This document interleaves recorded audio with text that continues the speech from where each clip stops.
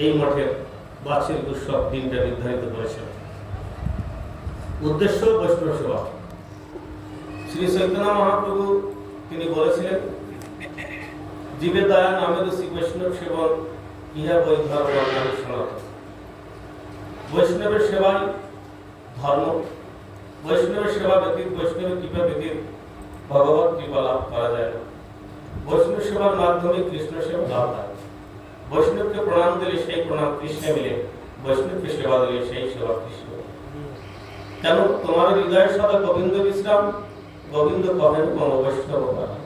ভক্তের হৃদয় ভগবানের বিরাজ করেন, ভগবানের আবাসস্থান।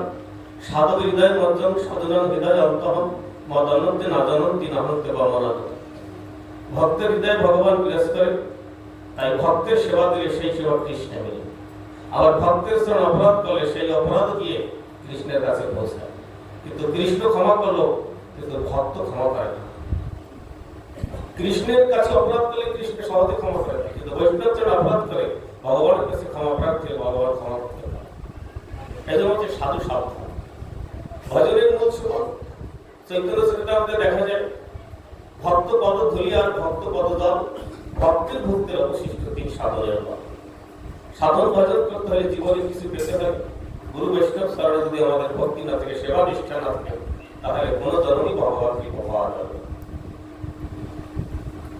নরোত্তম দাস ঠাকুর কীর্তন করছেন যে, একাকী আমায় নাহি পায় বল হরিনাম সংকীর্তন। হরিনাম করে হরিকে পাওয়া যায় না। যদি হরিভক্তের সেবা করা যায়, হরিভক্ত প্রসন্ন হলে অতি সহজ হরিকে পাওয়া যায়। সেই জন্য হরি ভক্তের সেবাই শ্রেয়। ভক্ত সেবা পরম সিদ্ধিকে উন্নতিকার। এখানে কৃষ্ণ সেবা পরম সিদ্ধিকে উন্নতিকার মূল বলে। ভক্ত সেবা পরম সিদ্ধি। ভক্ত সেবার মাধ্যমে কৃষ্ণ সেবা লাভ হয়। এই জন্য ভক্ত সেবাই শ্রেষ্ঠ। ভক্তিলতা ঊর্ধ্বগামী হতে হলে সে বৈষ্ণব সেবার মাধ্যমে, ভক্ত সেবার মাধ্যমে। মূল যদি ঠিক থাকে, তার গাছও ঠিক থাকে। তার বৈষ্ণব চরণে যদি ভক্তি থাকে, বৈষ্ণব সেবা যদি নিষ্ঠা থাকে, তাহলে ভগবান কৃপা অনায়াসে পাওয়া যাবে। এই জন্য সিদ্ধ জগন্নাথ দাস বাবাজি বলেছিল যে, উনি যে ওখানে হরিনাম করছে, ওনাকে ওই হরিনামের মালা রেখে মালিকে রেখে ওনাকে লঙ্কা বেগুন গাছে জল দিতে বলো। কেননা বদ্ধ অবস্থায় হরিনাম করলে হরিকে পাওয়া যায় না। হরিনাম বসে মুক্ত তুলে জন্মই, মুক্ত জীবের জন্য হরিনাম, বদ্ধ জীবের জন্য হরিনাম। মহাজন বলছেন, হরিভক্তের সেবা করতে হবে। সেবা করে সেবার অবসর সময় তখন আমাদের জপ করতে হবে। কারণ আমাদের মায়াবদ্ধ জীব, আমাদের মন চঞ্চল স্থির নয়। কৃষ্ণে মন নিবিষ্ট করার জন্য মালায় জপ করতে হয়।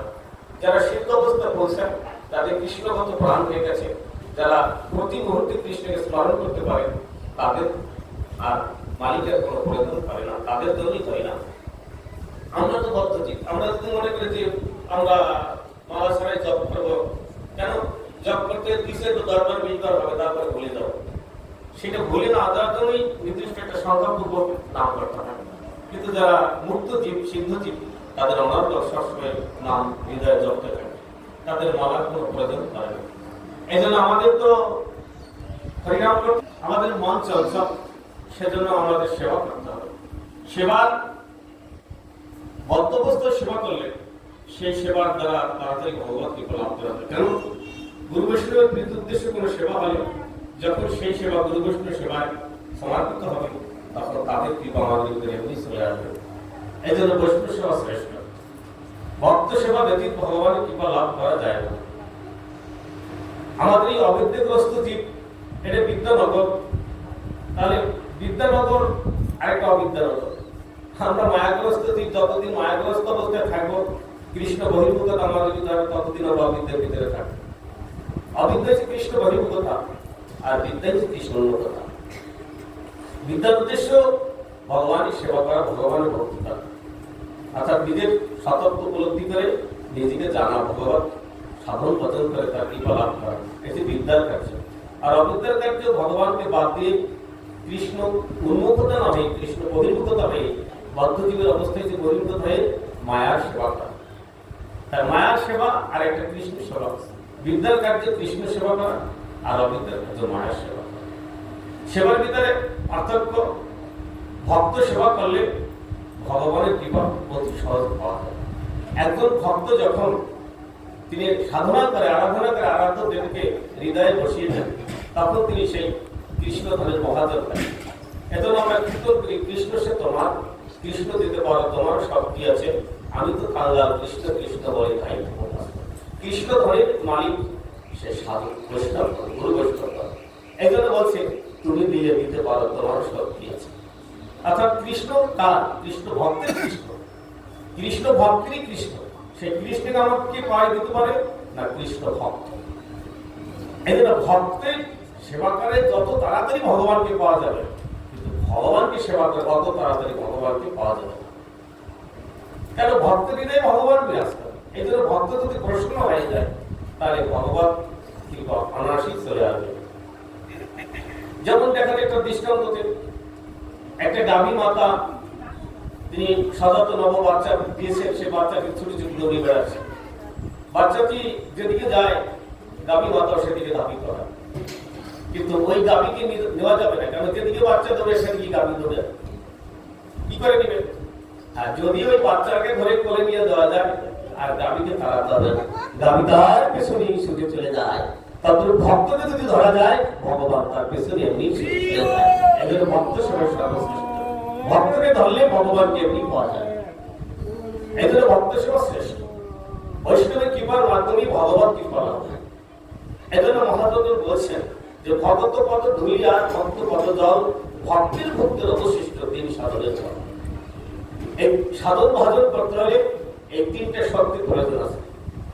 ভক্তের পদ ধুলি আর ভক্ত পদ জল আর ভক্তের ভক্তের অবশিষ্ট অর্থাৎ ভগবত সম্বন্ধিত আস্বাদন যদি আমরা করতে পারি ভক্ত, তাহলে আমাদের ভগবত কৃপা সহজে হবে। হরিনামটা হয়তো তার সাধু সঙ্গে কৃষ্ণ, একা একা কৃষ্ণ নাম করলে কৃষ্ণকে পাওয়া যাবে না। ভক্ত সঙ্গে ভগবত কথা শ্রবণ কীর্তন করলে অতি সহজে ভগবত কৃপা লাভ করে। এই জন্য বলছে সাধুর সঙ্গে কৃষ্ণ নাম এইমাত্র চাই, সংসার জনিতে আর কোনো বস্তু নাই। তাই কৃষ্ণ নাম করতে হবে কৃষ্ণ ভক্তের সঙ্গে। কিন্তু আমরা করতে পারি না, হরিনাম সেবা করতে পারি না। আমাদের ভিতরে অনেক অভিমান আছে, অহংকতা আছে, জড়তা আছে। এই অহং ভাব যতদিন থাকবে ততদিন আমরা ভগবানের সেবা করতে পারবো না। কেননা আছে ওখানে ভক্তির সঙ্গে সিন্ধু যে গ্রন্থ গোস্বামী প্রভু তিনি ওখানে তিনি বর্ণনা করেছেন। কি বর্ণনা করেছেন? যে জীব কখন কৃষ্ণের সেবায় নিবিষ্ট হয়, বৈষ্ণবের সেবায় নিবিষ্ট। বলছেন ওখানে যে যতদিন উপাধি থাকবে, অহংমম থাকবে, ততদিন সে ভগবান সেবা করবে। সর্বোপাধি বিনির্মুক্ত, এই উপাধি বিনির্মুক্ত হলে হবে। আছে না বুদ্ধশক্তি মন্ত্রতে নাহান বিপ্রবণী আছে নরপতি নৈশ্বর শূদ্র গৃহপতি বনস্থতি কিন্তু প্রধান পরমানন্দ পূর্ণমিতা আপনি গভীর অর্থ অত কমালে দাসানুদাস। আমি ব্রাহ্মণ না, ক্ষত্রিয় না, বৈশ্য না, শূদ্র না, ব্রহ্মশ্রেণী না, সন্ন্যাসী না, গান বানবস্তি না। আমি কি? আমি সেই গোপীদের ভর্তা, বর্তমান স্বামী, গোপীদের ভর্তার স্বামী যে কৃষ্ণ, সেই কৃষ্ণের চরণে দাসের অনুরাগ। গোপীর ভর্তা পদ কমাল দাসানুদাস। সেই দাসত্ব ভাব কখন আসবে? যতক্ষণ পর্যন্ত আমার ভিতর থেকে অভিমান অহংকার যাবে না। উপাধি যতদিন থাকবে ততদিন আমি সেবা করতে পারবো না, সেবায় মন করবে। উপাধি চলে গেলেই হবে, সর্বাধি বিনির্মুক্ত না। কখন মুক্ত হবে? উপাধি থাকতে হবে। তৎপরত্তম নির্মলাম। আমাদের কাকা গুরু হতো, আমাদের গুরু মহারাজের গুরুব্রাতা পরিব্রাজক মহারাজ, উনি আগের নাম ছিল ভগবান প্রভু, পরবর্তী জনের নাম হচ্ছে পরিব্রাজক মহারাজ। এদের সেবা নিষ্ঠা কি ছিল? তাদের প্রচুর সেবা নিষ্ঠা। এত বয়স আপনারা সবাই জানেন সেই ধরনের আজকে আছে কিভাবে শুদ্ধ, কিভাবে পরিশ্রম করে। নিজেকে কখনোই উনি অত অহংকার অভিমান করতে হবে না, সন্ন্যাসী এই কাজ করবো। তাহলে এই যে সেবা নিষ্ঠা, সেবায় যদি নিষ্ঠা থাকে ভগবানের কি বন্ধু থাকবে, আর তখনই তার ইন্দ্রিয় ভগবানের সেবায় নিবিষ্ট হবে। উপাধি থাকতে হয়, তৎপরত্তর নির্মলাম, তখন নির্মল হবে। ঋষি কেন? ঋষিকেশ, ইন্দ্রিয়ের দ্বারা তখন ঋষিকেশ ভগবানের সেবা করতে পারবে। এটা হচ্ছে ভক্তির সঙ্গে সিন্ধু গ্রন্থের দৃষ্টান্ত। অনেকে তো সেবা করতেছে, ভালো মন্দ গয়না কাটে, শাড়ি শুরু করে সেজে গুজে একবার পায়ের গোড়ালি পর্যন্ত করে আসে, মাটি টানতে টানতে দাঁড়িয়ে দাঁড়িয়ে দেখ করবো কি করবো না, ধরবো কি ধরবো না, গয়নার চিন্তা করে, শাড়ির চিন্তা করে, শরীরের চিন্তা করে। এইরকম ভাবনা নিয়ে তো ভগবানের সেবা করা যাবে। সেবা করতে হলে দাস মানে চাকর, দাসী মানে চাকর। তাহলে এই ভাব যদি না থাকে সে কি সেবা করতে পারে? সে যদি মনে করে আমি কোনো ফুলের বধূ, আমি বড় লোকের বউ, তাহলে তার দ্বারা সেবা হবে। সে যদি নিজেকে দাস দাসী মনে করে, চাকর মনে করে, তাহলে তো সেবা করতে পারবে। কি ঠিক বলছি না ঠিক বলছি? তাহলে অভিমান থাকতে ভালো। এখন তো এই ভাগবতে 11 স্কন্ধ, সেখানে কি বলছে? অভিমান পরিত্যাজন প্রাকৃতিক অপরাধী অপমানিত দেব। এই দেহের সমস্ত প্রাকৃতিক জড়তার অভিমান ছাড়তে হবে। এই অভিমান নিয়ে কৃষ্ণ সেবার দ্বারেও প্রবেশ করা যাবে না, সেবার দ্বারেও প্রবেশ করা যাবে না। অভিমান প্রাকৃত অপরাধী শ্রীকৃষ্ণ কৃপয়া গোপীদেহে প্রদে রসাম্যহং রাধি তুলসীর ভূতা পারকে রসে সদা। সমস্ত অভিমান পরিত্যাগ হয়ে তখন রাধার করে গণিত হয়ে নিকুঞ্জের দ্বারে দাঁড়িয়ে হয়ে রাধার করে গণিত হয়ে যুগল সেবা লাভ করতে পারবে। ওইখানে পৌঁছতে হলে অভিমান তখনই অভিমান যাবে, আর তখনই রাধার ঘরে গণিত হয়ে যুগল সেবা লাভ করা যাবে।